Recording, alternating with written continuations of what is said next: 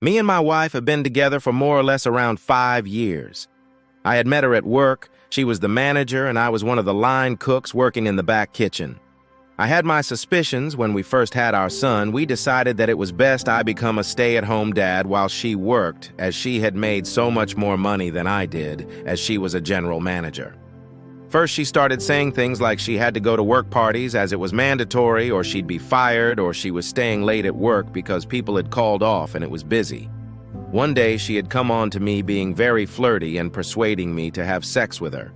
Now that I look back, I think she was already pregnant at this point and wanted it to look like I had gotten her knocked up. Of course, like any man would, I fucked her and came inside. About a month later, she was telling me she was pregnant. I was cool with it, why not? When it came down to having our second son, I noticed that about a year into it, he looked nothing like me or my wife. Keep in mind, we are both white. I have blonde hair and brown eyes. My skin is super pale and my wife is just almost the same. This kid, the more he grew, was really dark-skinned Mexican hair and looked like one of the guys you'd see from the Mexican Revolution with the big old mustaches. I mean, when I say Mexican, he looked like the typical stereotype of one. I'm thinking about getting a DNA test and leaving her because there's no way it's mine.